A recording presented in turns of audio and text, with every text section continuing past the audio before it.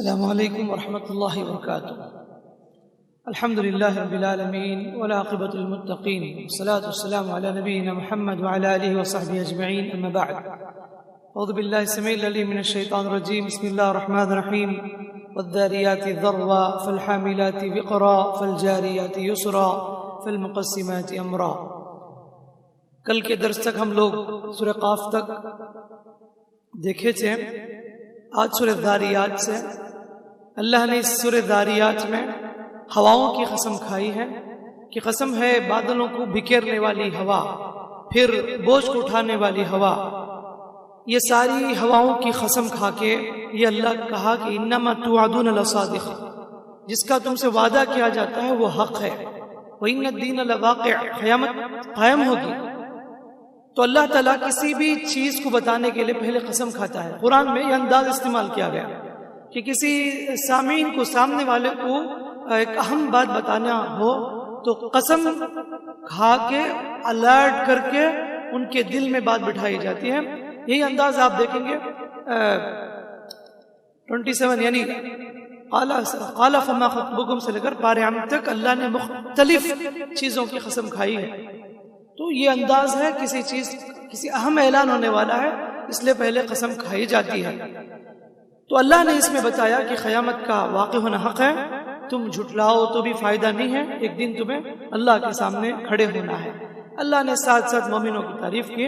یہ ایسے لوگ ہیں رات کو بہت کم سوتے ہیں اور وہ تہجد میں استغفار کرتے ہیں اور اپنے مال میں سے خرچ کرتے ہیں، مانگنے والے کو بھی دیتے ہیں، نہ مانگنے والے کو بھی دیتے ہیں۔ اور زمین میں بہت ساری نشانیاں ہیں اور تمہارے اندر بھی بہت ساری نشانیاں ہیں۔ سبحان اللہ، سر سے لے کر پیر تک اگر ایک ایک حصہ بھی دیکھیں تو واقعتاً اللہ کی کتنی بڑی نشانی ہے۔ اگر ایک حصہ بھی کمزور ہو جائے جسم کا، انسان کتنا پریشان ہو جاتا ہے۔ اگر ایک بھی اگر عیب آ جائے آنکھ میں، اس کی اصلاح کرنے کے لیے کتنے لاکھوں روپے خرچ کرتے ہیں۔ اگر ایک رگ بھی کمزور ہو جائے اس کے علاج کے لیے کتنے سال گزار دیتے ہیں۔ اگر پیر کی ہڈی ٹوٹ جائے، جو بھی ہو، سبحان اللہ، اللہ نے جو ہمیں صحیح سلامت بنایا ہے یہ بہت بڑی بات ہے۔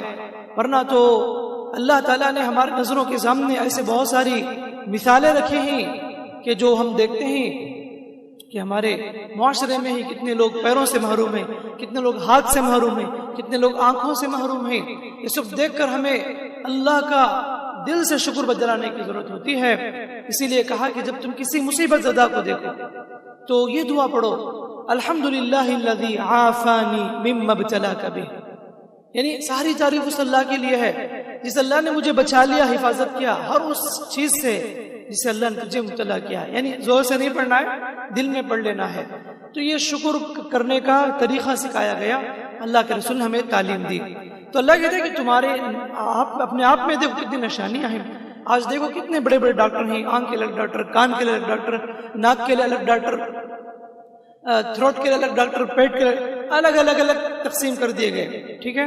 تو یہ خود اللہ بتاتا ہے کہ تم اپنے آپ میں دیکھو کتنی نشانیاں ہیں، کیا تم دیکھتے نہیں؟ کیوں شکر بجا لاتے نہیں؟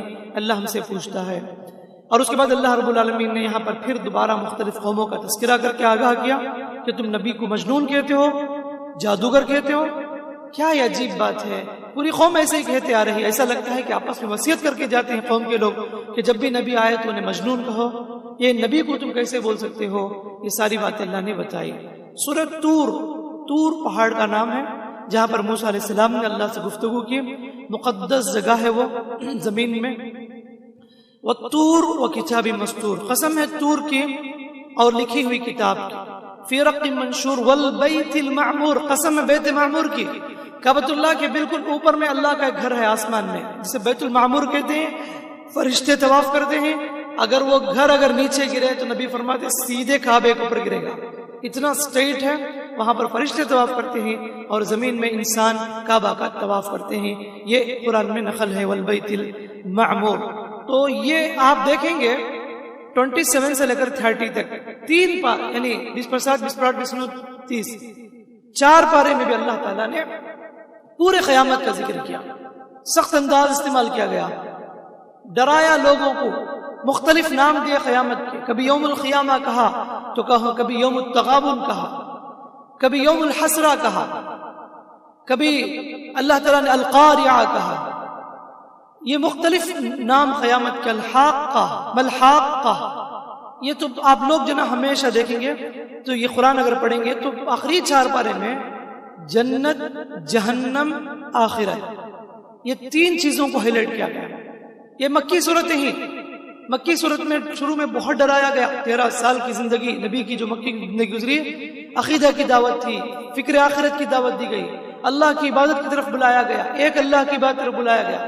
اسی لیے آپ بار بار نوٹ کریں گے یہ 4 پارے میں زیادہ تر اللہ نے آخرت کی یعنی آخرت حق ہے، دوبارہ زندہ ہونا، یہی چیزیں اللہ نے بار بار اس میں ذکر کیا ہے. تو یہاں پر بھی دیکھیے کہ سورۃ طور ہو، ذاریات ہو، سب میں بھی اللہ تعالیٰ نے جنت کا ذکر کیا، جہنم کا ذکر کیا، اور یہ بھی بتایا کہ جو لوگ ایمان لاتے ہیں ان کے بعد ان کی اولاد بھی ایمان لاتی ہے، ہم جنت میں ان کے رشتہ داروں کے ساتھ، والدین کے ساتھ ملا دیں گے. سبحان اللہ. ورنہ تو دیکھو میرے بھائی کہ آدمی کو اس کا عمل، اس کا ایمان کام آئے گا. اس لیے کامیابی نہیں ملے گی کہ میں تو فلاں کا بیٹا ہوں، میں بچ جاؤں گا، ایسا نہیں ہے. کچھ عمل کم ہے. حدیث میں آتا ہے کہ والدین کا مقام بلند ہوگا جنت میں، بچے اتنا عمل نہیں کیے ہوں گے، ان کا مقام کچھ نیچے ہوگا. اللہ تعالیٰ والدین کے ساتھ ان کے بچوں کو ملا دے گا جنت میں. الحقنا بہم ذریتہم، ان کے اولاد کو ان کے ہم ذمہ داروں سے ملا دیں گے، کچھ بھی عمل میں کمی نہیں کریں گے. یہ ہمارا وعدہ ہے. شرط یہ ہے کہ پورے گھر کے لوگ پکے مومن بن جائے، عقیدہ توحید بھی مضبوط ہو جائے. اللہ کا وعدہ ہے فیملی ممبران کو جیسے دنیا میں ایک ساتھ اٹھتے بیٹھتے کھاتے پیتے ہیں، انشاءاللہ اگر پورے مومن ہیں تو جنت میں بھی ایک دم اللہ تعالیٰ جمع کر کے رکھے گا. اس کے بعد ہے سورہ النجم. النجم کہتے ہیں ستارے کو. اس میں اللہ نے ستارے کی قسم کھا کے وہ واقعہ معراج کا ذکر کیا جو واقعہ کہ اللہ کے رسول نے جبریل علیہ السلام کے ساتھ براق میں سفر کر کے گئے تھے. جبریل علیہ السلام کو اصلی شکل میں سدرۃ المنتہا کے پاس نبی نے دیکھا تھا. عند سدرۃ المنتہا عندہا جنت المأویٰ. یہ سدرہ منتہا، سدرہ کہتے ہیں بیر کے درخت کو، تو بہت بڑا درخت ہے. اسی کے پاس اللہ کہتا ہے کہ عندہا جنت المأویٰ، اسی کے پاس جنت بھی ہے. اذ یغشی السدرۃ ما یغشی، باقاعدہ اس کے پتے جو نا بہت گھیرے ہوئے. نبی نے فرمایا میں نے دیکھا کہ معراج میں سدرۃ المنتہا کے درخت کو، وہاں کے اطراف میں جو میں نے دیکھا تھا، کہا کہ وہاں کے پتے ہاتھی کے کان کی طرح بڑے بڑے ہیں. وہاں کے پھل، ایک گاؤں ہے حجر عرب میں، اگزامپل دے کے بتایا، مقام میں حجر میں جو پینے کے لیے پانی پینے کے لیے جو گڑھا استعمال، اتنے بڑے بڑے جو نا مٹکے کی طرح وہاں کے پھل میں نے دیکھے. سبحان اللہ. نبی نے اس کا مشاہدہ کیا ہے. تو انشاءاللہ بروز قیامت انشاءاللہ اللہ رب العالمین سے دعا ہے اللہ تعالی ہم سب کو وہ سدرۃ المنتہا کا منظر دکھائے جو جنت المأویٰ جسے قرآن نے نقل کیا. اللہ سے امید ہے، کیا یقین ہے اللہ کے اوپر کہ اللہ ہمارے عمل کو ضائع نہیں کرے گا. اللہ ہمارے ٹوٹی پھوٹی عبادت قبول فرما کے، ہمارے اس ایمان کو عقیدے قبول فرما کے انشاءاللہ ہم سب کو اللہ رب العالمین جنت فردوس میں داخل فرمائے گا. تو یہاں پر اس کا ذکر ہے سدرۃ المنتہا کا، جنت المأویٰ کا. اور پھر دوبارہ یہاں پر بھی یہی بات ہے کہ مکہ، اے کفار مکہ، تم سمجھتے ہو یہ فرشتے تمہیں سفارش کریں گے. یاد رکھو ملائکہ اس وقت تک سفارش نہیں کریں گے جب تک کہ ہمارا حکم نہ ہو. ہماری مرضی کے بغیر بڑے بڑے فرشتے بھی کچھ بھی نہیں کہہ سکتے، نبی بھی کچھ بھی نہیں کر سکتے جب تک کہ ہماری اجازت نہ ہو. تو بتایا کہ اجازت ضروری ہے. اللہ جسے یعنی اجازت دے وہی سفارش کرے گا. اور سفارش کی شرط یہ بھی ہے کہ جس کو اجازت دے گا اللہ اس سے بھی راضی ہو، جس کے لیے سفارش کرتے ہیں اللہ اس سے بھی راضی ہو. یہاں پر شرط بتائی گئی اَيَأْذَنَ اللَّهُ لِمَن يَشَاءُ وَيَرْضَىٰ. اللہ کی اجازت ہو اور اللہ حکم دے گا سفارش کرو، اس کو حکم دے گا جس سے اللہ راضی ہوگا. اور جس کے لیے سفارش کرتے ہیں اللہ اس شخص سے بھی راضی ہو تبھی سفارش کا حق دیا جائے گا. ورنہ اتنا آسان نہیں ہے. لوگ سمجھتے ہیں نا، بولو یا محمد یا رسول، بولو سیدھے جنت، تم نبی کا دامن تھام لو چلے. ایسا نہیں میرے بھائی. سنت رسول پر عمل کرنے سے ہی سفارش ملے گی. بدعت، خرافات، شرک کے کام کر کے بہت سے آج میجورٹی بدعتی خرافی لوگ ہیں. چلو چند نعت پڑھ لو، یا رسول اللہ یا رسول اللہ، یا نبی سلام علیکم پڑھ لو، نبی ہم نہ راستہ پار کرا دیں گے. ہرگز نہیں ہو سکتا. قرآن کہتا ہے تمہارے عمل سے اللہ راضی ہونا، تمہارا عقیدہ کیسا ہے وہ چیک کرو. تمہارا جو نا اتباع سنت کیسی ہے وہ چیک کرو. اگر یہ دو چیز ہے تو اطمینان سے دنیا سے جاؤ, سفارش ملے گی. نبی نے بھی یہی کہا کہ میں ایک دعا اٹھا کر رکھا ہوں, وہ میری دعا پکی گارنٹی قبولیت ہے. میں ان کے لیے ہی سفارش کروں گا جو بغیر شرک کیے ہوئے اس دنیا سے گئے. مشرک کے لیے میری سفارش نہیں, عقیدہ توحید مضبوط ہونے والوں کے لیے سفارش ہے. یہ نبی کا اعلان ہے, تو ہمیں عقیدے کو مضبوط کرنے کی ضرورت ہے. اور اس کے بعد اللہ نے اس صورت میں بتایا وہی اللہ ہے جو تمہیں مال دیتا ہے, وہی اللہ ہے جو تمہیں مال سے محروم کرتا ہے, وہی اللہ ہنساتا بھی ہے, وہی اللہ تمہیں رلاتا بھی ہے, وہی موت بھی دیتا ہے, وہی زندہ بھی کرتا ہے, وہی نر اور مادہ پیدا کرتا ہے. ایک حقیر نطفے سے جو تم ٹپکاتے ہو, اس حقیر نطفے سے اللہ تعالیٰ مختلف پروسیس کے بعد ایک بچہ پیدا کرتا ہے, ایک انسان کی شکل میں آدمی زندگی میں دنیا میں آتا ہے. اور وہی اللہ تعالیٰ سب کا معبود ہے. تو یہ اللہ کیوں بتایا کافروں کو, یہ جسے تم بڑا سمجھتے ہو یہ سب اللہ کے مخلوق ہیں, تمہیں نفع اور نقصان نہیں پہنچا سکتے. اللہ ہی ان کا مالک ہے, خالق ہے, یہ کچھ بھی نہیں کر سکتے. تو اس میں یعنی سجدہ بھی ہے. تو یہ آیت جب نبی نے پڑھی تھی اس وقت محفل میں بڑے بڑے کفار بھی تھے, کنٹرول نہیں ہوا ان کو. یہ آیت سن کر اللہ کہتا ہے کہ افمن ھذا الحدیث تعجبون, کیا اس کتاب پر تم تعجب کرتے ہو, وتضحکون, ہنستے ہو روتے نہیں, ایسے تم اسٹیچو کی طرح کھڑے ہو. سجدہ کرو, اللہ کے لیے عبادت کرو. یہ سننا تھا بے ساختہ کافر بھی سجدے. یہ صورت ایسی ہے جس میں کفار بھی سجدے میں گر گئے تھے. ایک شخص وہ سجدہ نہیں کیا, اس نے مٹی اٹھا کے پیشانی میں لگایا, کہا کہ میں نہیں سجدہ کرتا. تو ایک آدمی نہیں کیا تھا, تو پورے لوگ سجدہ کیے جب نبی نے یہ آیت تلاوت کر کے پیش کی کفار کے سامنے. ایسی یہاں پر باتیں بتائی گئی ہیں کہ قیامت آنے والی ہے, کیوں ڈرتے نہیں, ہنستے ہو روتے نہیں کیا, ایسے اللہ نے انداز استعمال کیا. سورہ قمر میں بھی دیکھو اللہ نے قیامت کا ذکر کیا. قمر اقتربت الساعة وانشق القمر, کہ چاند کے دو ٹکڑے ہو گئے, قیامت قریب آ گئی. کفار مکہ نے کہا تھا کہ محمد اگر تم چاند کے دو ٹکڑے کر دیں تو ہم تم پر ایمان لائیں گے. تو نبی نے اشارہ کیا تو چاند کے دو ٹکڑے ہو گئے. صحابہ فرماتے ہم نے دیکھا ایک ٹکڑا اس پہاڑ کی طرف, ایک ٹکڑا اس پہاڑ کی طرف, ہماری نظروں کے سامنے. پھر کیا بولے, کہنے لگے سحر مستمر, ارے یہ کیا جادو ہے, ایک میجک کر کے بتایا, کیسے یہ ہم نہیں مانتے. اور بعض ہسٹری میں یہ بات لکھی گئی ہے کہ کیرلا کا بادشاہ نے بھی یہ منظر دیکھا تھا, تو اس نے عرب کے بزنس والوں سے, تاجروں سے پوچھا تھا کیا بات ہے, میں عجیب منظر ہم نے دیکھا ہے. تو انہوں نے بتایا کہ ایک محمد نامی شخص آیا ہے جس کے اشارے سے چاند کے دو ٹکڑے ہو گئے, وہ خود کو نبی کا دعویٰ کرتا ہے. تو یہ تاریخی بات ہے کہ باقاعدہ اس نے سفر کیا تھا نبی سے, یعنی بعض روایت میں ہے کہ اس نے ملاقات کر کے ایمان لائی تھی, بعض میں ہے کہ بعد میں گیا تھا, نبی کا انتقال ہو چکا تھا. تو مختلف باتیں ہیں, واللہ عالم.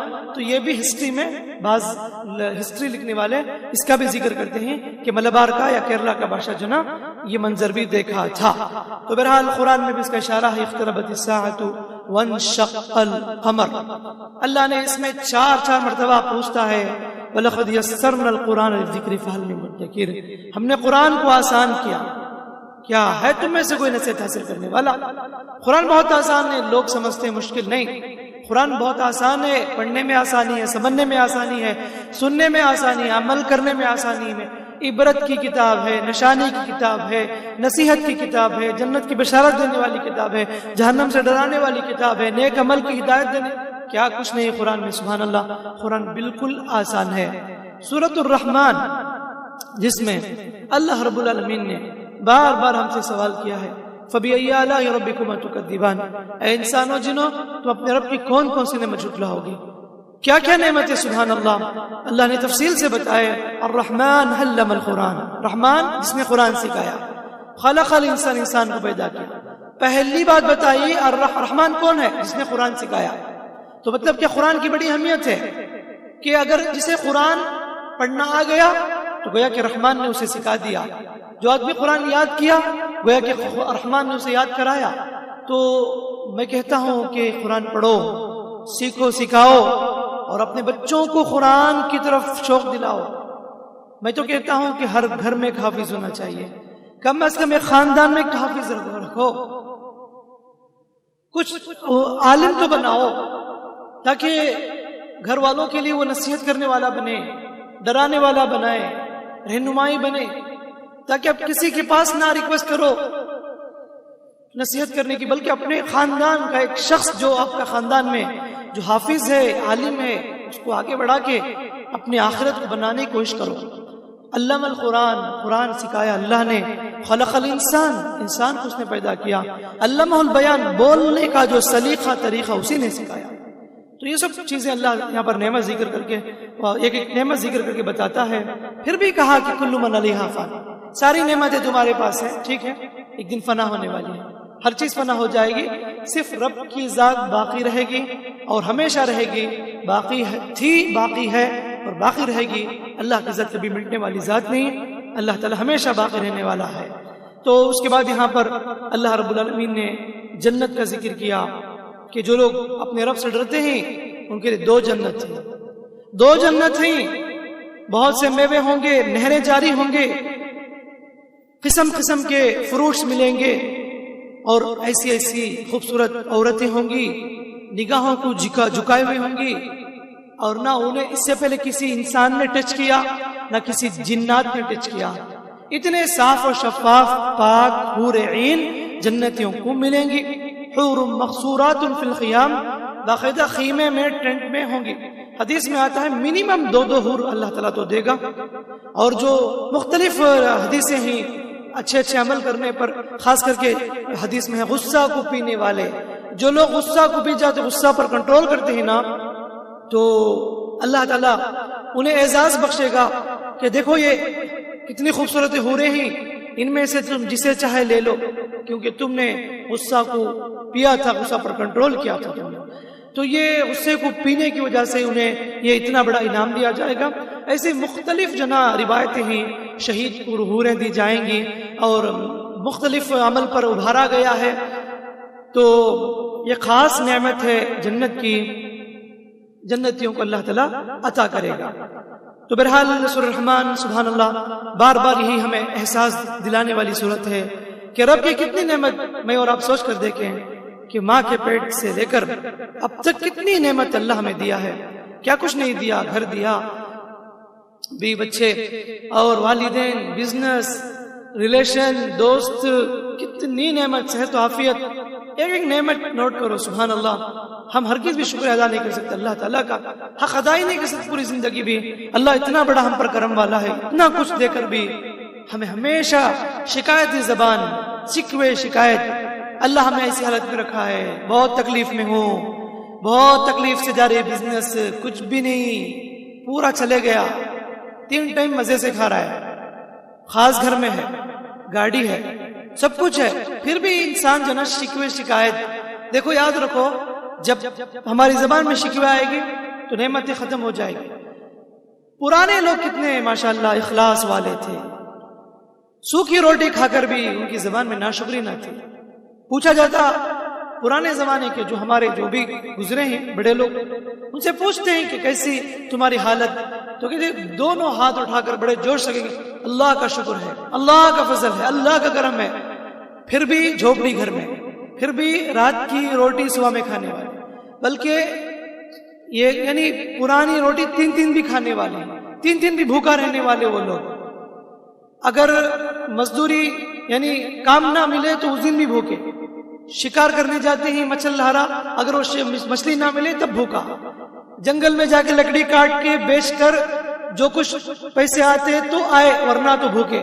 اتنا رہ کر بھی سبحان اللہ وہ لوگ کتنے شکر گزار تھے۔ لیکن آج ہمارے پاس کتنے جو اللہ نے نعمتیں دی ہیں، بہت مزے سے کھاتے ہیں ہم لوگ، ایسی میں سوتے ہیں، ایسی میں پلتے ہیں، اور کتنی اچھی تعلیم دی جاتی ہمیں، ہزاروں لاکھوں روپے سیلری لیتے ہیں، کیا بزنس چلتا ہے، بینک بیلنس بھرے پڑے ہیں، پراپرٹی پر پراپرٹی خرید رہے ہیں، رجسٹر ہو رہی ہیں زمینیں، زیورات کے خزانے بیروں میں لاک کیے گئے ہیں، پھر بھی پوچھے تو کیا کہ ایسے ہی چل رہا ہے دعا کا۔ افسوس ہے اب ایسی زبان میں اگر ناشکری ہے تو تمہارا کاؤنٹ ڈاؤن شروع ہو گیا، اللہ تعالیٰ دھیرے دھیرے تمہاری پوری نعمت کو چھین لے گا۔ اس لیے دعا کرنا اللہم انی اعوذ بک من زوال نعمتک، اللہ تیری نعمت کے چھن جانے سے مجھے بچا لے۔ یعنی کتنے لوگ ایسے ہیں نعمت اللہ دے کر چھین لیتا ہے، کہیں نہ کہیں غلطی ہوئی ہے ہمارے سے کہ ہم ناشکری میں مبتلا ہوئے ہیں کہیں نہ کہیں، اسی وجہ سے نعمت چھین جاتی ہے تو شکر گزاری میں نعمت باقی رہتی ہے، ناشکری میں نعمت کی قدری سے نعمت چھین لی جاتی ہے۔ تو اللہ تعالیٰ یہ ہمیں سمجھاتا ہے کہ تم رب کے کون کون سے نعمت جھٹلاؤ گے۔ لا بشیء من نعمک ربنا ولا نکذب فلک الحمد، اللہ ہم کسی بھی نعمت کا جو تو ہمیں دیا ہے اس کا ہم ناشکری نہیں کرتے، ہم اس کا اقرار کرتے ہیں۔ سورہ واقعہ قیامت کے ناموں میں سے ہیں، اس میں بھی اللہ تعالیٰ نے تین گروہوں کا ذکر کیا کہ کچھ لوگ ایسے ہیں جن کے نام اعمال دائیں ہاتھ میں دیے جائیں گے، کچھ لوگ ان کے نام اعمال بائیں ہاتھ میں دیے جائیں گے۔ یہ مختلف قسم کے لوگ جنت میں جائیں گے، ان کو کیا کیا نعمتیں ملنے والی ہیں اللہ نے اس میں تفصیل سے ذکر کیا۔ جہنمیوں کو زقوم کا درخت دیا جائے گا اور گرم کھولتا پانی پلایا جائے گا، اور وہ ایسے پیئیں گے فشاربون شرب الہیم۔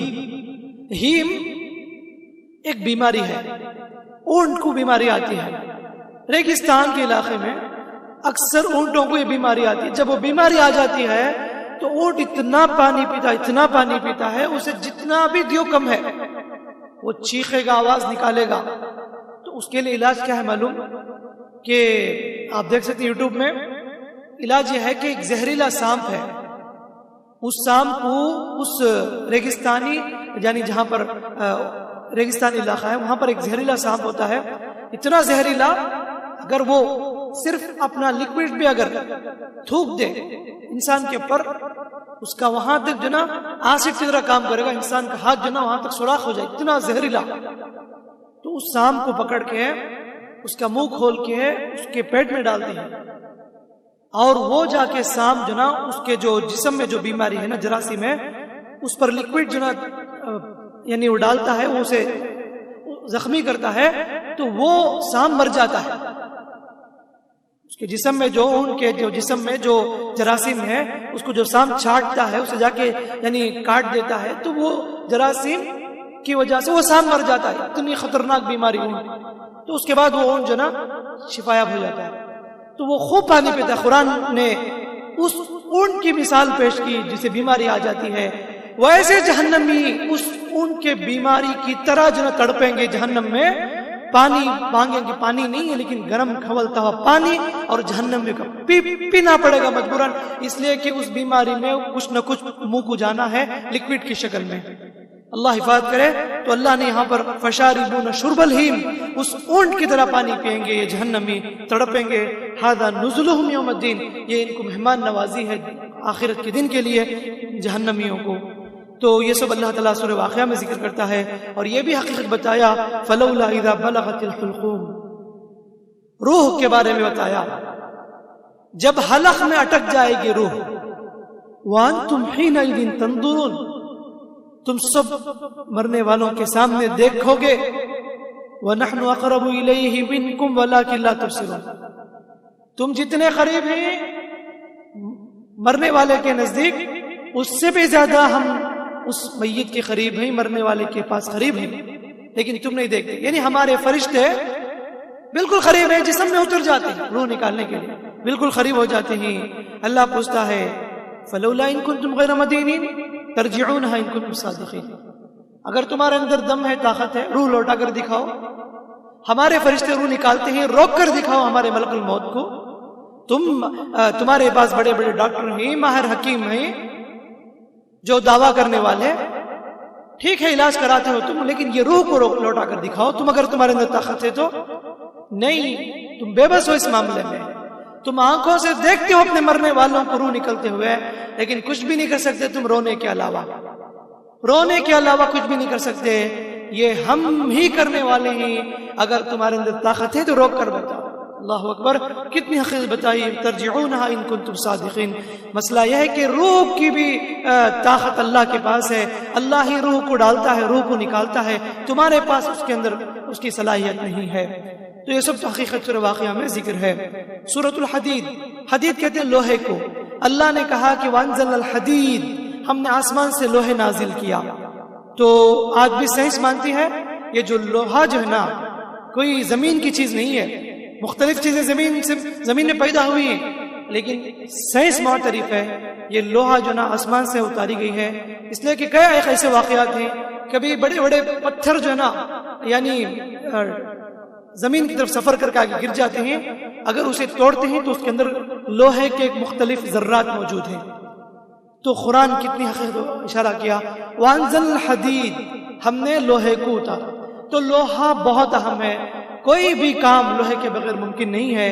کہ جتنے جو مشنریز ہیں، مشین ہیں، جتنے بھی بڑے بڑے کمپنیز جو بھی ہیں، گاڑیاں ہو یا جو بھی چیزیں، ایک میخ سے لے کر سب چیزیں لوہے کے بغیر ممکن نہیں ہے. لوہے کی بڑی اہمیت ہے، اسی لیے اس کا نام الحدید رکھا گیا. سورۃ الحدید یہ مدنی سورت ہے جس میں اللہ رب العالمین نے یعنی مہاجرین کی تعریف کی ہے. وہ لوگ جو مکے سے شروع میں ہجرت کیے تھے اور مدینے والے صحابہ، ان سب کی اللہ نے تعریف کی ہے. ان کا ایمان ہی بڑا ایمان ہے، عظیم ایمان ہے. جو لوگ شروع میں اسلام قبول کیے اور دین کی خاطر سب کچھ قربانیاں پیش کیے، اور برخلاف مدینے منافقین، یہ دھوکہ دینے والے نام کے مسلمان، قیامت کے دن وہ اندھیرے میں ہوں گے، نور کی ان کی کرن نہیں ملے گی، روشنی نہیں ملے گی. یہ لوگ تڑپیں گے، ترسیں گے روشنی کے لیے. اللہ ہم سب کو دعوت دیتا ہے دنیا کی زندگی کھیل تماشا، آپس میں ایک دوسرے پر فخر کرنا ہے، کثرت اولاد بتانا ہے، پراپرٹی میں ایک دوسرے پر فخر کرنا ہے. لیکن یاد رکھو لوگوں، سابقوا الی مغفرۃ من ربکم، تم اپنے رب کی مغفرت طرف آگے بڑھو. وجنۃ عرضھا، اور بڑھو آگے اس جنت کی طرف جس کی چوڑائی آسمان اور زمین کے برابر ہے. سبحان اللہ. اعدت للذین آمنوا باللہ ورسولہ، یہ جنت تیار کی گئی مومنوں کے لیے اور اللہ پر ایمان لانے والوں کے لیے، رسول پر ایمان لانے والوں کے لیے. ذالک فضل اللہ، یہ اللہ کا فضل ہے، جسے چاہے جنت دیتا ہے. واللہ ذو الفضل العظیم، اللہ بڑے فضل والا ہے. تو ہمیں کوشش کرنا ہے، کمپٹیشن ہونی ہے جنت پانے کے لیے، جنت میں آگے بڑھنے کے لیے. آگے بتایا ما اصاب من مصیبہ فی الارض ولا فی انفسکم الا فی کتاب، جو بھی مصیبت تمہارے پر آتی ہے زمین میں، تمہارے نفس میں بھی، یاد رکھو سب کچھ لکھ دی گئی ہے. اللہ رب العالمین نے شروع میں ہی حکم دے دیا قلم کو لکھ. قلم نے پوچھا کیا لکھوں؟ تو اللہ نے کہا قیامت تک آنے والی ساری چیزیں لکھ دیں. نبی فرماتے ہیں اللہ قلم لکھتا گیا لکھتا گیا لکھتا گیا یہاں تک کہ سوکھ گیا. تو کتاب بند کر دیا اللہ تعالیٰ نے. نبی فرماتے جو کچھ کتاب میں لکھی گئی ہے اسی کے مطابق ہوتی ہے. یہاں پر ایک مسئلہ کیا دعا تقدیر کو بدل سکتی یا نہیں؟ دعا تقدیر کو بدل سکتی یا نہیں؟ دیکھیے جو تقدیر میں لکھ دی گئی ہے وہ کوئی بدلنے والی چیز نہیں ہے. لیکن ایسا ممکن ہے کہ تقدیر سے جو چیز لکھی گئی ہے اسے نکال کر اللہ فرشتوں کے جو حوالے کرتا ہے، جب وہ چیزیں فرشتوں کے پاس ہوتی ہے اس وقت بندہ جب دعا کرتا ہے اس میں ہو سکتا ہے تبدیلی. یہ بڑا نازک مسئلہ ہے. تقدیر میں جو لکھ دی گئی ہے اسے کوئی ایڈٹ نہیں کر سکتا، ماڈیفائی نہیں کر سکتا، کوئی ایرز نہیں کر سکتا، ہرگز نہیں کر سکتا. مقدر کے فیصلے. اسی لیے حکم ہے نا، ایمان کے ارکانوں میں سے ایک یہ ہے کہ اچھی بری تقدیر کو ماننا. لیکن ہر دن باقاعدہ رپورٹ نکال کے پیش کرتے فرشتوں کے پاس، کس کی روح نکالنی ہے، کس کو جان ڈالنی ہے، کس کی روزی برکت دینی ہے، ساری چیزیں باقاعدہ رپورٹ نکالتے ہیں ایک دن کے. تو ایسے موقع پر جب بندہ دعا کرتا ہے نا تو ممکن ہے کہ اللہ تعالیٰ اس کی دعا قبول کر کے اس کا انجام اچھا کرے. یہ ممکن ہے. تو یہی مطلب ہے اس حدیث کا کہ تقدیر کو کوئی چیز بدلنے والی نہیں ہے، لیکن دعا تقدیر کو بدلتی ہے. جو نبی کی جو بات ہے تو اصل کتاب جو لوح محفوظ ہے اس میں کوئی بدلنے والا نہیں، لیکن جو لوح محفوظ سے نکال کر جب فرشتوں کے ہاتھ میں جو چیز آتی ہے، جب بندہ دعا کرتا ہے اللہ رحم کر کے اس کی چیز کو بدل دیتا ہے. یہ مطلب ہے، ورنہ تو اصلی کتاب میں کوئی تبدیلی نہیں ہو سکتی. اس حدیث کو سمجھنے میں لوگ اکثر غلطی کر جاتے ہیں، اس لیے بہت سارے اسلاف نے اس حدیث کی تفسیر یہی کی ہے کہ جو فرشتوں کے ہاتھ میں ہے اس کی تبدیلی اللہ کے حکم سے، اللہ کی مرضی سے، وہ بھی فرشتے خود سے نہیں کر سکتے. اللہ کے حکم سے اللہ جو چاہے کر سکتا ہے، کوئی پوچھنے والا. لا یسأل عما یفعل وهم یسألون. اللہ تو کیوں ایسا کیا، تو کیوں مجھے ایسا کیا، ہرگز پوچھنے کا رائٹ نہیں ہے. اللہ جو بھی کر سکتا ہے اس کی مرضی ہے، اس کے اختیار میں ہے. یہاں تک 27 پارہ ختم ہوا. اس کے بعد جو ہے نا پارہ نمبر 28 ہے قد سمع اللہ، جو آج کی رات میں تلاوت کی جائے گی انشاءاللہ. سورۃ المجادلہ، سورہ حشر، اسی طرح سورہ ممتحنہ، یہ مختلف سورتیں ہیں. میں مختصر بول کے اپنی بات کو آگے بڑھاؤں گا. مجادلہ آپس میں بحث کرنا، جھگڑا کرنا۔ ایک خاتون آ کر کہنے لگی اللہ کے رسول میرے شوہر نے مجھے کہا کہ انتی علیہ کظہر امی، تو میرے نزدیک میری ماں کی طرح ہے۔ عرب میں اب کوئی آدمی بولتا کہ تو میری ماں کی طرح ہے تو طلاق شمار کرتے تھے۔ کیا مسئلہ بولو، میں کیا کروں؟ نبی کچھ بھی نہیں بولے، خاموش تھے۔ اچانک آیت نازل ہوئی جو لوگ اپنی بیوی کو کہتے ہیں کہ تو میری ماں کی طرح ہے، بولنے سے وہ ماں نہیں بن جاتی، اور جو بھی ایسا بولے گا یاد رکھو اسے کفارہ دینا پڑے گا، 2 مہینہ روزہ رکھنا، یعنی تو 60 مسکین کھانا کھلانا۔ یہ کنڈیشن اللہ تعالیٰ نے رکھ دی، یعنی تو غلام آزاد کرنا۔ جب تک کہ کفارہ نہیں ادا کرتے بیوی کو ٹچ بھی نہیں کرنا، سخت۔ تو اس لیے کہ ایسا نہیں کہ ٹیشو پیپر کی طرح عورت کو استعمال کرے جب چاہے، جیسا کہ آج کل بھی کیا ہے لوگ کیا تو بھی نہیں بات سنو دھمکی بیوی کو، یہ کام نہیں کرو طلاق تجھے، میری بات نہیں سنے تو اماں گھر چل جا، پورا بن کر لے چل جا، بس تجھ نکوش تو مجھے شادی کر کو سر درد۔ ایسے جناب اپنا کام منانے کے لیے دھمکی دی طلاق کی، تو یہ سب غلط ہے۔ تو اس دور میں بھی ایسے دھمکیاں دیتے تھے، اس لیے سخت کنڈیشن رکھ دی اللہ تعالیٰ نے 2 مہینہ روزہ رکھنا۔ اس لیے کیا ضرورت تم نے ایسے باتیں کرنے کے سے 2 مہینہ روزہ رکھنا، نہیں کہ تو 60 مسکین کھانا کھلانا، نہیں تو ایک غلام آزاد کرنا۔ تو اسی لیے یہ سب ضروری ہے۔ تو طلاق کا مسئلہ الگ ہے، یہ زہار بولتے، اسے بولتے مسئلہ زہار۔ بیوی کو ماں بولنے سے ماں نہیں بن جاتی، یہ اللہ تعالیٰ نے سمجھایا۔ تو اس صورت میں یہ مسئلہ ذکر ہے، اور آگے یہ بتایا کہ مجلس میں بیٹھتے ہیں تو یعنی تفسحوا فی المجالس، فافسحوا، جب کہا جائے مجلس میں پہل کر بیٹھو تو پہل جاؤ۔ تو یہ مجلس کے آداب بتائے اس میں، اور اس کے بعد اللہ تعالیٰ نے صحابہ کی تعریف کی۔ صحابہ اللہ اس کے رسول کے لیے سب کچھ کرنے کے لیے تیار ہیں، ان کے سامنے ان کے بھائی بہن اور کوئی بھی والدین بھی کیوں نہ ہو، اللہ اس کے رسول سے بڑھ کر ان کو پریفرنس نہیں دیتے، ان کے پاس ہمیشہ اللہ اس کے رسول کی محبت آگے رہتی ہے۔ سورۃ الحشر، حشر آخرت کا نام بھی ہے۔ یہاں پر ایک قبیلے کا بھی ذکر ہے جو یہودی کا قبیلہ رہتا تھا، ان کو نکالا گیا تھا مدینے سے، اس کو اول حشر سے اللہ تعالیٰ نے تعبیر کیا ہے۔ تو اس میں بھی دیکھیے انصار و مہاجرین کی تعریف ہے، وہ انصار صحابہ خود بھوکے رہے، دوسروں کو اہمیت دیے، کھلائے، یہ ان کی بڑی قربانیاں ہیں، اللہ تعالیٰ ان کی تعریف کرتا ہے۔ اس سورت کے آخر میں اللہ نے اسماء الحسنیٰ کا ذکر کیا، وہ اللہ ایک ہے، وہ جو ہے نا اللہ السلام ہے، المؤمن ہے، مہیمن ہے، عزیز ہے، جبار ہے، اللہ کے کچھ ناموں کا ذکر ہے۔ تو اس میں اللہ کی تعریف ہے۔ جو آدمی اللہ کے 99 نام کو یاد رکھے گا، اس پر عمل کرے گا، نبی فرماتے ہیں اسے جنت ہے۔ تو ہمیں اس کی پابندی کرنی چاہیے۔ ماشاءاللہ پرانے لوگ اسے یاد رکھتے تھے، آج بھی جا کے پوچھو ماشاءاللہ آپ کی دادی نانی، ان سے پوچھو اسماء الحسنیٰ بتائیں گے، آپ فرفر پڑیں گے، وہ سب رواج تھا۔ تو اب وہ کم ہو چکا ہے، لہٰذا اس کی پابندی کرنا، اسماء الحسنیٰ کو یاد رکھنا، گھروں میں یاد کرانا، یہ اچھی چیز ہے، جنت میں جانے کا ذریعہ میں سے ہے۔ ممتحنہ کہتے ہیں امتحان۔ اصل میں ہوا کیا، اللہ کے رسول مدینے سے نکلنے والے تھے مکے کی طرف، جبکہ مکہ فتح ہونے والا تھا۔ بولے صحابہ کو ہم اچانک داخل ہوں گے، کسی کو انفارمیشن نہیں دینا۔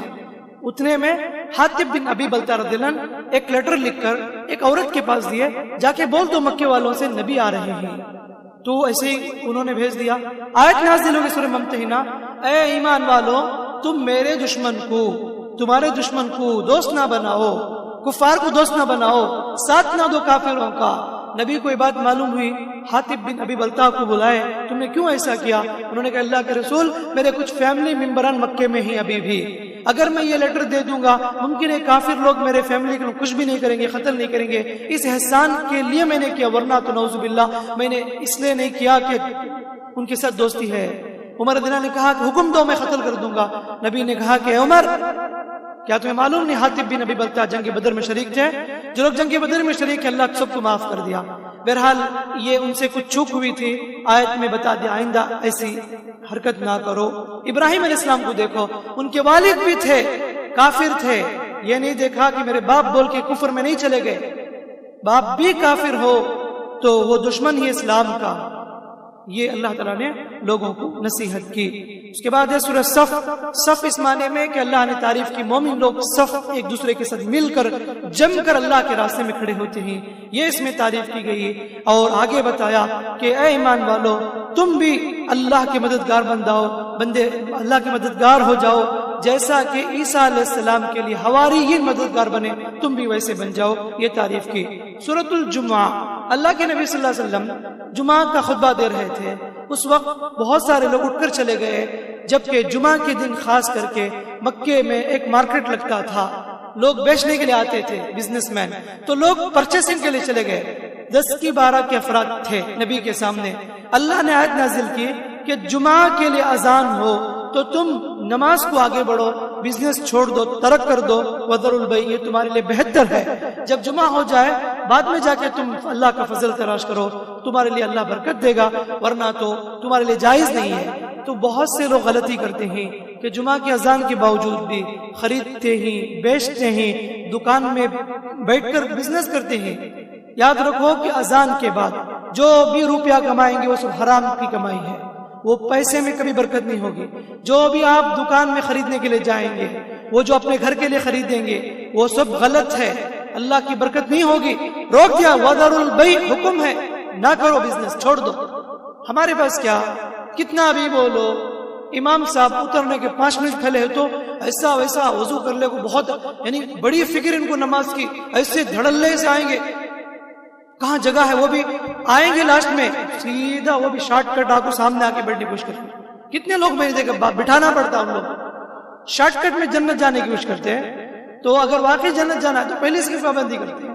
تو ایسے ہول سیل مسلمانہ، ریڈی میڈ مسلمانہ مت بنو کہ کتنا بھی بولو کہ اچھا معلوم ہے 12:50 کو کھڑتے امام صاحب، معلوم ہو کو بھی تبھی حمام میں جاتے، نہا لے کو دھو لے کو ہوتے ہوتے 1:10، پھر آخر استری دال جو بھی کپڑا ڈالنا ہے پہن لے کے آنے تک امام صاحب پڑھتے 2 رکعت سلام، پھر وہی فوراً بھاگ جاتا.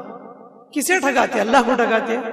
تو کتنی فضیلتیں بتائیں، کتنی لمبی لمبی حدیثیں ہیں بھائی، کہ اونٹ کا ثواب ہے، گائے کا ثواب ہے، بکری کا ثواب ہے، مرغی کا ثواب ہے، انڈے کا ثواب ہے، سب معلوم، پھر بھی لوگ عمل نہیں کرتے. اللہ ہدایت دینا. بہت سے لوگ ایسے بھی پوری زندگی ایسے گزار دیتے، آخر میں لیٹ لطیف بن کو زندگی گزارتے. ایسا نہیں ہونا. تو آگے رہنے کی ضرورت ہے ہر کام میں، اچھے کام میں، تاکہ اللہ کو راضی کرے.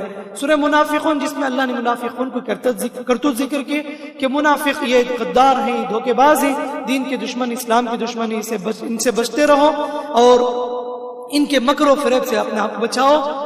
ان کے بارے میں جتنا بھی استغفار کرو کم ہے، اللہ تعالیٰ ہرگز بھی انہیں معاف نہیں کرے گا. سورۃ تغابن، التغابن قیامت کے نام میں سے ہیں. تغابن کہتے ہیں بزنس میں کمی ہونا. قیامت کے دن عمل کم ہو جائیں گے، نقصان اٹھائیں گے، اس لیے اس کا نام التغابن رکھا گیا. اللہ نے اس میں بھی قیامت کی وعید سنائی اور اس نے بتایا انما اموالکم اولادکم فتنہ، تمہاری اولاد بھی، تمہارے بچے بھی اور تمہاری دولت بھی فتنہ ہے. کیا مطلب؟ وہ مال جس کی زکوٰۃ نہیں نکالتے، صدقہ نہیں نکالتے، وہ مال فتنہ ہے. وہ بچے جس کی تربیت نہیں کیے، انہیں دیندار نہیں بنائے، وہ بچے تمہارے لیے فتنہ ہیں. ورنہ دیندار بچے جس کو تربیت دیے گئے ہیں، وہ بچے تمہارے نعمت ہیں، آخرت میں نجات کا ذریعہ ہیں. یہ مطلب اس آیت کا. ورنہ تو ہمیشہ بولتے باز لوگ، اسی لیے تم نہ بول کو ہیں اللہ بچوں کو دیکھ، کوئی بچے شرارت کرتے تو بولتے تمہیں سبھی فتنہ رہے، انما اموالکم اولادکم فتنہ. اللہ تم نہ چھپکے نہیں بولیا، دیکھو تو اللہ تم نہ فتنہ بول. یہ بے خوفی ہے، ایسا نہیں بولنا. بچوں کو تربیت نہیں کی تو تمہیں بڑے فتنہ، کیوں تربیت نہیں کی؟ تو بچے جنت کے پھول ہوتے ہیں، فتنہ نہیں. بچے تربیت نہیں کرے تو بچہ بڑا ہو کے تمہارے خلاف ہی کام کرے گا، تو وہ تمہارے لیے درد سر ہے، خاندان کے لیے درد سر ہے. تمہاری عزت کو ختم کرنے والے کے لیے اولاد کافی ہے. سورۃ طلاق ہے. طلاق، اس میں طلاق کا طریقہ بتایا گیا کہ طلاق دیتے ہیں تو عورت جنا طلاق میں عدت اپنے گھر میں ہی، شوہر گھر میں رہے گی. 3 طلاق جو طریقہ بتایا گیا. تیسرے طلاق 3 یعنی 3 جو عورت پاک ہوگی حیض سے، تو سٹیپ بتائے گئے. یہ 3 جو اس کی جو پیریڈ ہے، یہ 3 جو سٹیپ ہے، وہ عورت جنا شوہر گھر میں رہے گی. ایسے ہی طلاق دیتے ہیں بستر باندھ دیے چلو اماں گھر چلے، ایسا نہیں ہے. طلاق دیتا ہے تو اس گھر میں رہنا. ممکن ہے کہ رجوع کر لے، کہ 2 طلاق دیتا ہے تو 6 سے تیسری طلاق دینے سے پہلے سوچ لینا، واپس کرنا ہے تو لے سکتا ہے. تیسری طلاق کے بعد 86 نہیں ہے، جدائی ہے، وہ اجنبی ہے، وہ اجنبی لڑکی ہے، تو دوبارہ ان کا ملنا ممکن نہیں ہے. یہ شریعت کی تعلیم ہے، طلاق کا طریقہ بتایا. اس میں آخری صورت ہے انشاءاللہ آج کی طرف سورۃ تحریم. سورۃ تحریم یعنی حرام کرنا. اللہ کے نبی صلی اللہ علیہ وسلم ایک مرتبہ حضرت حفصہ کے پاس بہت دیر بیٹھ گئے، شہد پیے تھے. کچھ دیری ہو گئی. حضرت عائشہ رضی اللہ عنہا نے روکنے کے لیے ایک سوچ انہوں نے سوچی کہ حضرت سودا سے بھی کہا، صفیہ سے بھی کہا نبی تمہارے پاس آئے تو بولو منہ میں کچھ بدبو آ رہی ہے. جب نبی آئے تو حضرت عائشہ نے کہا کہ تمہارے منہ میں کچھ بدبو آ رہی ہے. تو انہوں نے کہا کہ میں نے تو حضرت حفصہ کے پاس تو میں شہد پیا تھا. ٹھیک ہے ایسی بات ہے میں اپنے اوپر شہد کو حرام کر لیتا ہوں. یہ لفظ انہوں نے کہا. آیت نازل کی یا ایھا النبی لما تحرم ما احل اللہ لک. اے نبی تم کون ہوتے ہو حلال کو حرام کرنے والے. تبتغی مرضات ازواجک، کیا بیوی کی رضامندی تم چاہتے ہو؟ اللہ کو راضی کرو. یہ آیت بتا دی گئی کہ ایسا نہیں ہو سکتا. یہ آیت سوچ کر دیکھو کہ نبی بھی اپنی مرضی سے کسی حلال کو حرام نہیں کر سکتے. آج افسوس ہوتا ہے بہت سے لوگ 2 حدیث جان لیے حلال حرام کا فتویٰ دے کر بیٹھ جاتے ہیں. اللہ کے نبی کو پوچھتا اللہ تعالیٰ تمہارے لیے کیا رائٹ ہے حلال کو حرام کرنے کے لیے. آج آسانی سے کتنے عجیب ہیں بڑے بڑے علماء کتنے مسئلے میں خاموش ہیں. اب یہاں پر چائے پی لے کو وہ حلال با وہ حرام با. ہوٹل میں بیٹھ کے بڑے بڑے مفتیاں بن کو بیٹھے رہتے. کتنے لوگوں کو میں نے سنا ہے دیکھتے ہوئے آسانی سے فتویٰ دے دیتے. وہ علماء جو اس حدیث پر غور کر کے بہت بہت دقت کے ساتھ باریک باریک چیزیں نکال کر بھی ڈر کے فتویٰ دیتے ہیں کہ حلال حرام ہمارے سے غلطی نہ ہو جائے، پھر بھی احتیاط میں لاسٹ میں کیا بولتے واللہ عالم بول کے بچ جاتے. اللہ ہی بہتر جانتا ہے. اتنی احتیاط. آج 2 حدیث جان لیا چھن آیت پڑھ مجھے پورا معلوم با میں فل بیانہ سن کتابہ پڑھ کو ہیں میں پورا قرآن ترجمہ معلوم یہ حلال میں بول تو سنو میں بڑا مفتی میں سنو. کیا عجیب غلط ہے. اللہ قرآن میں کہتے وَلَا تَقُولُوا لِمَا تَصِفُ أَلْسِنَتُكُمُ الْكَذِبَ هَذَا حَلَالٌ وَهَذَا حَرَامٌ. اپنی جھوٹی زبان سے یہ نہ کہو یہ حلال ہے یہ حرام ہے. اللہ پر جھوٹ بولتے کیا تم؟ تو کوئی معمولی بات نہیں ہے. قاضی مفتی بڑا ذمہ دار ہوتا ہے تو اگر وہ فتویٰ دیتا ہے تو وہ بھی دقت کے ساتھ دے گا. اگر وہ غلطی کرتا ہے تو اس کا وبال اس کے اوپر جائے گا. تو اسی لیے اللہ کے لیے یہ حلال حرام کا فتویٰ میں دیکھتا ہوں اس معاشرے میں بہت سے ایسے لوگ ہیں کہ چھوٹے چھوٹے مسئلے پر کافر کا فتویٰ دے تو بڑا کافر ہے تو مریا تو جہنم میں جائیں گا اللہ معاف نہیں کرے گا تو بڑا کافر. کیا کیا باتیں بولتے غلط ہے.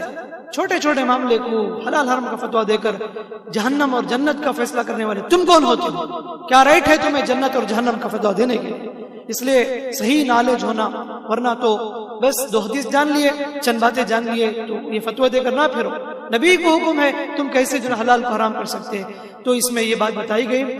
اور آخر میں اس صورت میں بتایا کہ دیکھو کہ نوح علیہ السلام کی بیوی کافر، لوط علیہ السلام کی بیوی کافر، فرعون کی بیوی آسیہ علیہ السلام یہ مومنہ عورت، اور مریم علیہ السلام. یہ مثالیں بیان کی اور یہاں پر یہ بتائی جا رہی ہے کہ دیکھو کہ نبی کی بیوی ہو کر بھی جہنم جا رہی ہے. لوط علیہ السلام کی بیوی جہنم جا رہی ہے. کیا مطلب؟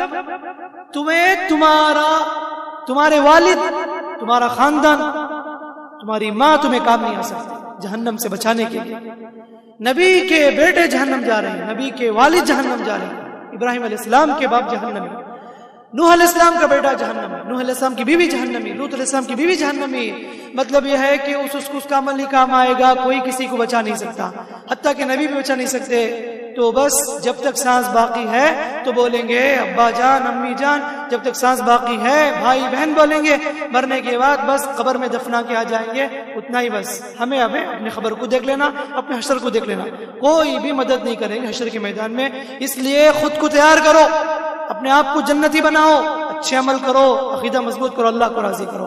اللہ سے دعا ہے کہ اللہ تعالیٰ ہم تمام کو عمل کی توفیق دے. الحمدللہ 28 پارہ انشاءاللہ آج ختم ہوگی، بقیہ 2 پارے انشاءاللہ آپ کے سامنے ذکر کیے جائیں گے. اکثر ماشاءاللہ مساجد میں قرآن آج ہی ختم کرتے ہیں، کوئی مسئلہ نہیں ہے. قرآن کب بھی ختم کرو، جتنا بھی پڑھو، کوئی مسئلہ نہیں ہے. یہ بھی ضروری نہیں کہ پورے قرآن بھی ختم کریں، کہ بس اتنا کہیں گے کہ رمضان میں تو کم از کم پورے قرآن تو سنیں، یہی کہہ سکتے ہیں. ورنہ یہ واجب بھی نہیں کہ قرآن ختم کریں. ٹھیک ہے کبھی بھی ختم کرو، کوئی مسئلہ نہیں ہے. تو یہ 2-3 منٹ میں اور مزید دوں گا کہ بار بار یہ بولتا ہوں کہ بہت سے لوگ ہمیشہ غلط میں مبتلا ہیں کہ 27 ہی شب قدر ہے، 27 ہی شب قدر ہے. میں کہتا ہوں 27 بھی شب قدر ہے، نہ کہ 27 ہی شب قدر ہے. صاف صاف بات ہے نبی کی. 21 23 25 27 29 5 میں سے ایک رات ہے. 21 بھی ہو سکتا، 23 بھی، 25 بھی، 27 بھی، 29 بھی، یہ سب ہو سکتے ہیں. افسوس ہوتا ہے کہ علماء کو سوچنا چاہیے آج کے دور میں ان لوگوں کے اس فتوے کی وجہ سے کیا ہے گاؤں کی حالت. آج رات دیکھو لوگ کتنی عجیب عجیب مظاہرہ کرتے ہیں بے حیائی کا. خواتین کا ایک اختلاط ہونا، بازار میں یہ رش جمع ہو جانا، کتنی عجیب بات ہے. لوگ سمجھتے نہیں. یہ سب گاؤں کے بڑے لوگ بیٹھ کے فیصلہ کرنا. مجھے تعجب ہوتا ہے اس بات پر. یہ اتنی سی چیزیں ہیں تو کیا ذرا بھی فکر نہیں گاؤں کے بڑے لوگوں کو، علماء کو، جو اپنے آپ کو گاؤں کے بڑے سمجھتے ہیں. میں ضرور جو سنتے ہیں انہیں پہنچا دو بات کو. اس چیز کو روکنے کے لیے کیا تمہارے پاس کوئی تدبیر نہیں ہے کیا؟ روک نہیں سکتے مسجدوں کے ممبر و محراب سے لوگوں کو آگاہ نہیں کر سکتے؟ یا گشت لگا کے لوگوں کو آگاہ نہیں کر سکتے؟ ضرور کر سکتے ہیں. یاد رکھو کہ آج ہم خاموش رہیں گے، کل کے دن یہ بہت بڑے رسم کی طرح پر لوگ منائیں گے، اس کے بعد کچھ بھی نہیں کر سکتے. تو ہم لوگ کب سدھریں گے؟ اپنے آپ کب بدلیں گے؟ کیا اچھا ٹھیک ہے 27 شب قدر اپنے آپ حساب سے رکھ لو، ٹھیک ہے انشاءاللہ. عبادت کرنے کی تعلیم دو، عبادت تو کرو.